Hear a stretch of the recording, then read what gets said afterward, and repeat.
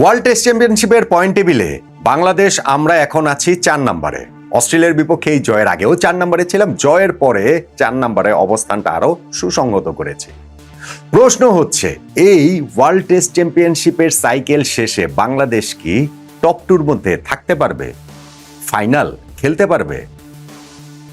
গতকালকে আমি একটা আলোচনা করছিলাম যে অস্ট্রেলিয়ার বিপক্ষে বাংলাদেশের এই জয়ের হাতছানি নেই। তখন আমি বলেছিলাম যে না, আমরা আসলে ওয়ার্ল্ড টেস্ট চ্যাম্পিয়নশিপের ফাইনাল খেলবো না। তবে আজকে জয়ের পর আমি যে হিসাব নিকাশটা দেখছি সেটাতে আমি আসলে একটুখানি চমকে গেছি।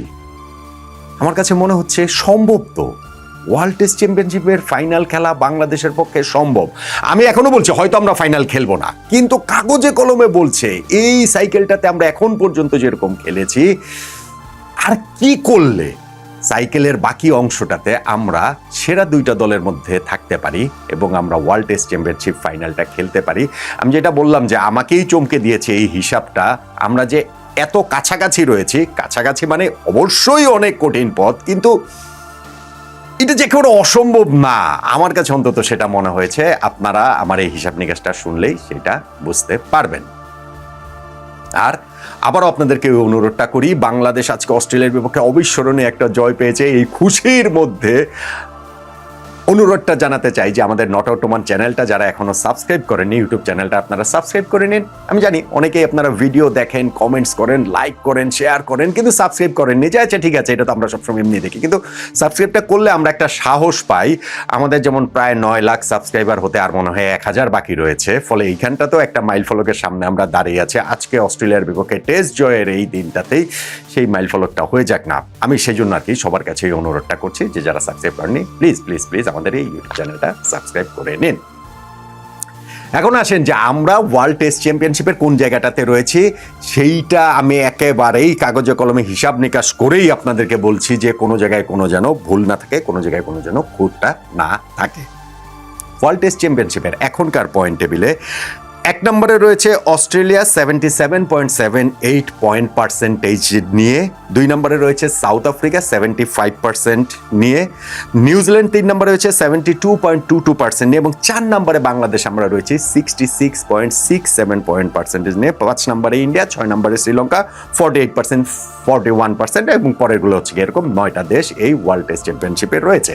ওয়ার্ল্ড টেস্ট চ্যাম্পিয়নশিপের পয়েন্টের সিস্টেমটা আমরা জানি, অনেকবার আলোচনা করেছি। সেটা হচ্ছে কি যে 9টা দল এখানে খেলছে, প্রতিটা দল 2 বছরের এই চক্রে 6টা করে সিরিজ খেলবে, 3টা হোম সিরিজ, 3টা অ্যাওয়ে সিরিজ। সিরিজে কয়টা করে ম্যাচ হবে সেটা নির্দিষ্ট থাকে না, 2টা সর্বনিম্ন, সর্বোচ্চ 5টা হতে পারে, এবং প্রতিটা টেস্ট ম্যাচ জয়ের জন্য 12 পয়েন্ট, টাই হলে সেটা 6 পয়েন্ট, এবং ড্র হলে 4 পয়েন্ট করে প্রত্যেকটা দল পাবে। হারিয়ে যাওয়ার জন্য তার কোনো পয়েন্ট পাবে না। তবে পয়েন্টের ভিত্তিতে পয়েন্ট টেবিল অবস্থানটা নির্ধারিত হবে না, সেইটা নির্ধারিত হবে যে কত পয়েন্টের মধ্যে কত পয়েন্ট পেল, পয়েন্ট পার্সেন্টেজ অ্যাচিভ করলো কতটুকু, তার ভিত্তিতে। যেমন বাংলাদেশ এখন পর্যন্ত এই সাইকেলে 5টা টেস্ট ম্যাচ আমরা খেলেছি, 12 পয়েন্ট করে সর্বোচ্চ পেতে পারতাম প্রতিটা ম্যাচে, 5 বারং 60 পয়েন্টের জন্য আমরা খেলেছি, তার মধ্যে আমরা 40 পয়েন্ট পেয়েছি। তার মানে 60 পয়েন্টে 40 পয়েন্ট হচ্ছে 66.67%। এটাই হচ্ছে কি আমাদের অ্যাচিভমেন্ট, এবং সেই হিসাবটাতেই আমরা পয়েন্ট টেবিলে 4 নম্বরে রয়েছি। এই সাইকেল শেষে যেই 2টা দল এই পয়েন্ট পার্সেন্টেজের হিসাবে সবচেয়ে উপরে থাকবে তারাই ফাইনাল খেলবে। হিসাবটা হচ্ছে কি এইরকম। এখন দেখেন বাংলাদেশের উন্নতির ধারাটা কি। 2019-2021 যে প্রথম ওয়ার্ল্ড টেস্ট চ্যাম্পিয়নশিপটা হয়েছিল সেইটা তো যে করোনার কারণে ইন্টারাপ্টেড, অল্প কিছু ম্যাচ খেলার পরই তা আর হয়নি। সেইখানটাতেও আমরা 7টা ম্যাচ খেলেছিলাম, 6টা হেরেছিলাম, একটা ড্র করেছিলাম শ্রীলঙ্কার সঙ্গে। আমরা 9 দলের মধ্যে 9 নম্বরে থেকে শেষ করেছি। 21-23 সাইকেল এবং 23-25 ওই 2টা সাইকেল পূর্ণ হয়েছে, এবং সেইখানটাতে 21-23 আমরা 9 দলের মধ্যে আবারও 9 নম্বরেই ছিলাম। তবে 12 ম্যাচের মধ্যে আমরা একটা ড্র শ্রীলঙ্কার সঙ্গে এবং একটা জয় নিউজিল্যান্ডের বিপক্ষে মাউন্ট মঙ্গানুইতে, সেইটা আমরা পেয়েছিলাম। 23-25 আমাদের উন্নতি হয়েছে লাস্ট ওয়ার্ল্ড টেস্ট চ্যাম্পিয়নশিপ সাইকেলটাতে, যেইখানে আমরা 9 দলের মধ্যে 7 নম্বরে থেকে শেষ করেছি। আমাদের পেছনে ওয়েস্ট ইন্ডিজ ছিল, আমাদের পেছনে পাকিস্তান ছিল। আমরা 12 ম্যাচের মধ্যে 4টা ম্যাচ জিতেছি, নিউজিল্যান্ডের বিপক্ষে হোমে জিতেছি, পাকিস্তানের বিপক্ষে 2টা অ্যাওয়েতে যে রাওয়ালপিন্ডিতে জিতেছি, এবং ওয়েস্ট ইন্ডিজের বিপক্ষেও আরও একটা ম্যাচ আমরা জিতেছি।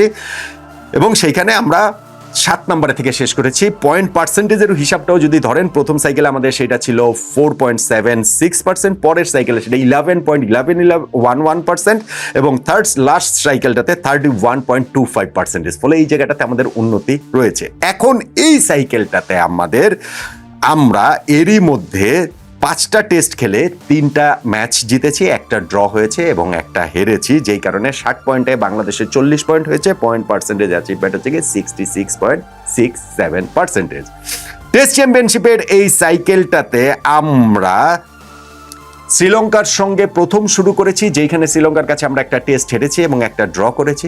পাকিস্তানের সঙ্গে 2 টেস্ট ঘরের মাটিতে কিছুদিন আগে আমরা 2টা টেস্টই জিতেছি এবং এই যে অস্ট্রেলিয়ার বিপক্ষে একটা টেস্ট খেলে একটা টেস্ট আমরা জিতলাম। শ্রীলঙ্কা 2, পাকিস্তান 2, অস্ট্রেলিয়া 1, এই 5 টেস্টের মধ্যে আমরা 3টা টেস্ট জিতেছি, একটা টেস্ট ড্র হয়েছে। 3 জয়ের জন্য 3 বারং 36 পয়েন্ট এবং একটা ড্রয়ের জন্য 4 পয়েন্ট, 36 যোগ 4 40 পয়েন্ট, 60 পয়েন্টের মধ্যে 40 পয়েন্ট পেয়েছি। সেই হিসাবে 66.67% আমাদের পয়েন্ট অ্যাচিভমেন্ট, সেই হিসাবে আমরা 4 নম্বরে আছি। এইটা মোটামুটি বললাম যে এইবারে কি অবস্থা, বা আমরা 3টা সাইকেল ধরে ওই চতুর্থ সাইকেলে এসে কিভাবে উন্নতির ধারায় রয়েছে। ইনফ্যাক্ট গত সাইকেলও কিন্তু আমরা একটা সময় 4 নম্বরে ছিলাম, ফাইনালি কি আমরা 7 নম্বরে সেটেল করেছি বা শেষ করেছি। এইবার কি আসলে ফাইনাল খেলতে হলে আমাদের কত পয়েন্ট লাগবে, আমাদের যে বাকি আর কয়টা সিরিজ রয়েছে, সেই সিরিজে কাদের কাদের বিপক্ষে ম্যাচ রয়েছে এবং সেইখানটাতে আমাদের কত পয়েন্ট লাগবে, কয়টা জয় লাগবে, কয়টা ড্র লাগবে, সেইটাই তো আপনাদেরকে আলোচনা করবো। এবং সেইখানটাতেই বলছি যে আমি নিজেও কিছুটা চমকে গিয়েছি। বাংলাদেশ এই যে আপনি যদি হচ্ছে কি এখন ফাইনালের ওঠার হিসাবটা যদি আমি আগে একটু বলি যে ফাইনালে উঠতে হলে তাহলে কত পয়েন্ট পার্সেন্টেজটা লাগবে। 2019-2021 ওইটা তো corona interrupted season world test চ্যাম্পিয়নশিপের, সো ওইটার হিসাবটা আমরা বাদ দিই। 2021-23 এবং 2023-25 সর্বশেষ যে 2টা আসর হয়েছে সেইখানটাতে টপ টিমগুলার অবস্থান আসলে কি। 2021-23 পয়েন্ট টেবিলে 1 নম্বরে ছিল অস্ট্রেলিয়া, 66.67% ছিল। 2 নম্বরে ছিল ইন্ডিয়া, 58.80%। এই 2টা দল ফাইনাল খেলেছে। থার্ড যে ছিল সাউথ আফ্রিকা, তাদের ছিল 55.56%। অর্থাৎ সেকেন্ড যে ইন্ডিয়া, তারা কিন্তু 58.80% নিয়ে তারা ফাইনাল খেলেছে।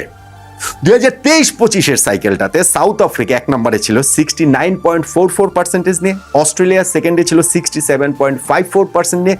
সাউথ আফ্রিকা ভার্সেস অস্ট্রেলিয়া তারা ফাইনাল খেলেছে। 3 নম্বরে ছিল যে ভারত, তাদের পয়েন্ট পার্সেন্টেজ ছিল 50%। অর্থাৎ আমি 3 নম্বরটা কেন 2টার ক্ষেত্রেই বলছি, প্রথম 21-23